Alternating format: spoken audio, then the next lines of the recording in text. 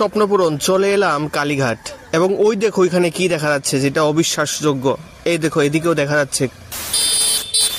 আজকে আমাদের যাওয়ার প্ল্যান রয়েছে কালীঘাট। বেশ অনেক দিনের একটা আশা ছিল যে কালীঘাট, যেটা ভারতের অন্যতম একটি প্রধান শক্তিপীঠ, যেখানে মন্ত্র সাধনা এবং তন্ত্রের জন্য খুব প্রসিদ্ধ একটি জায়গা।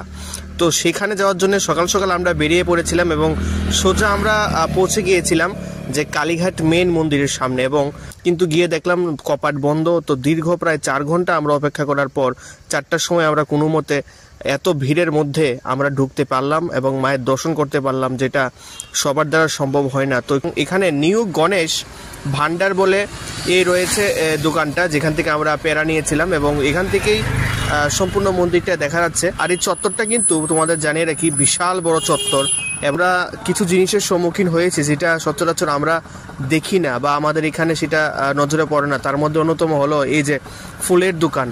তো এখানে এমন অনেক জিনিস রয়েছে যেগুলো আমি বলতে পারবো না, তবে তোমরা দেখে বলে যাও যে নিষিদ্ধ পল্লী বলেও ডাকা হয়ে থাকে। তো সেক্ষেত্রে এগুলো কিন্তু একটু অন্যরকম হয়ে যায় যখন সন্ধ্যা হয়, মানে দিনের পরিবেশ একরকম এবং রাত হতে না হতে কিন্তু পরিবেশ অন্যরকম হয়ে যায়। তো সেক্ষেত্রে একটু সেফটির একটা ইস্যু রয়েছে। সবশেষে একটি সুন্দর দিন উপহার হিসেবে পেয়ে আমাদের আজকের এই দিনটা খুব ভালোভাবে কেটেছে এবং মায়ের দর্শনে কিন্তু আমাদের সবার সৌভাগ্য হয়েছে।